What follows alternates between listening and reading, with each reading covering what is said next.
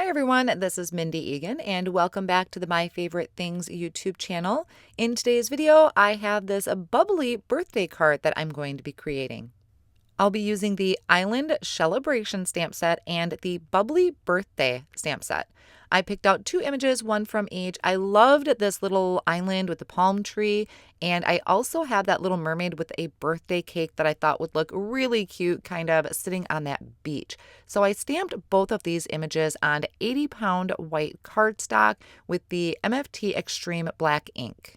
I'm coloring in my images using my Copic markers. I have G29, G07, YG07, and YG00 that I'm using on all of the parts of the palm tree. I always start with my darkest color and work my way out to the lightest. I really liked this YG00 because it's a very yellowish green, so it really makes it look like the sun is hitting those parts of the tree and just really gives it some brightness.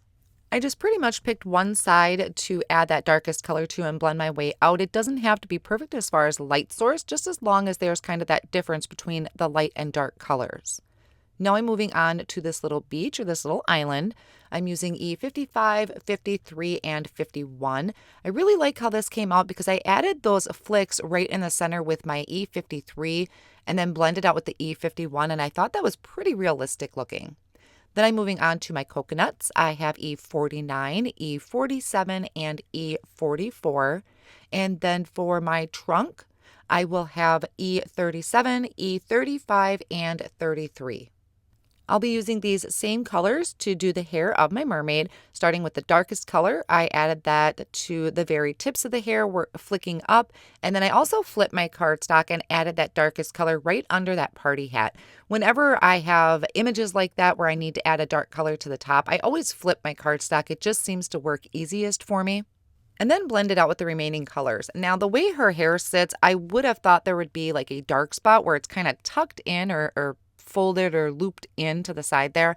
So I did bring in that darkest color and tried to add my own definition to that area. I kind of just looked at my image to try and figure out exactly where her hair would be behind her. Some of these areas are pretty small and delicate, so I'm just going to add my mint tone color and just color in those areas so it looks like she's got a full head of hair back there. Then I'm moving on to the skin tone, and I'm using my favorite, which is E04, E11, and E01.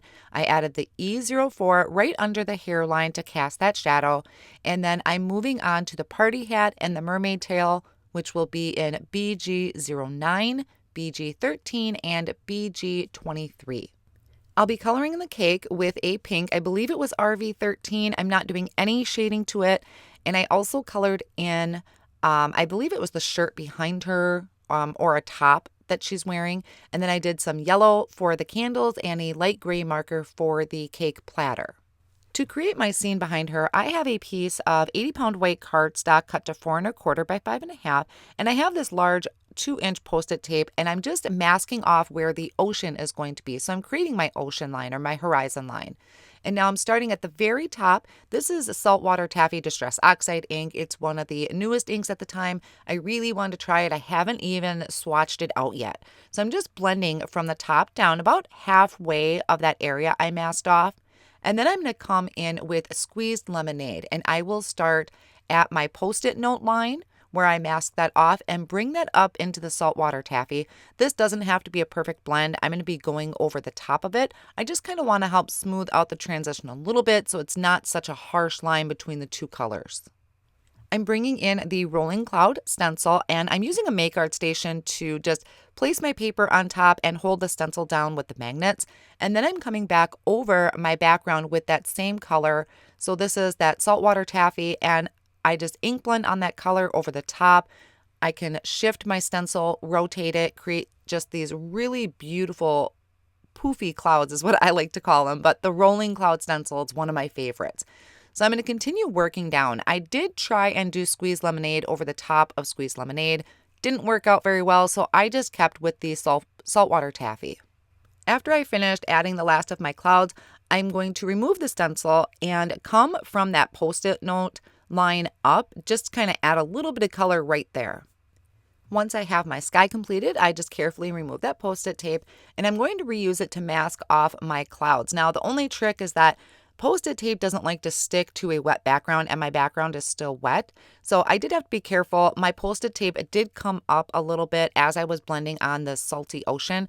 So I will have a little bit of a boo-boo there, but I'm going to try and cover that up with my images. So this is the Salty Ocean Distress Oxide ink.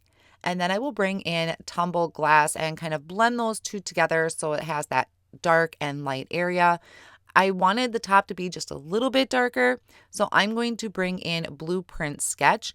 And because I know my Post-it tape is coming up, I'm just kind of brushing on the Blueprint Sketch. So starting on the Post-it tape and just brushing downwards just to add a little bit of that dark horizon line. Here I'm just getting a feel for if I can cover up my little boo-boo, and I was confident I could. So I trimmed my panel down. I believe it's 3 3/4 by 5 inches. And I lined this up in my Misty tool. I had my images there as a placeholder so I know where to stamp my sentiment. The sentiment comes off of the Bubbly birthday stamp set, and I'm stamping in VersaFine ink. And then once I have that done, I am going to attach this to a card base. This is 4 1/4 by 5 1/2. You could add some foam tape behind this if you wanted to pop that up for a little dimension.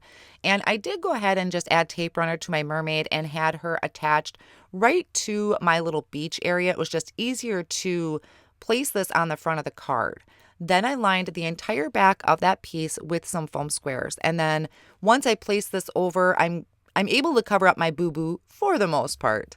So that's why I never really worry about any mistakes that happen while I'm blending, because I can usually cover them up with either my image, a sentiment, or embellishments.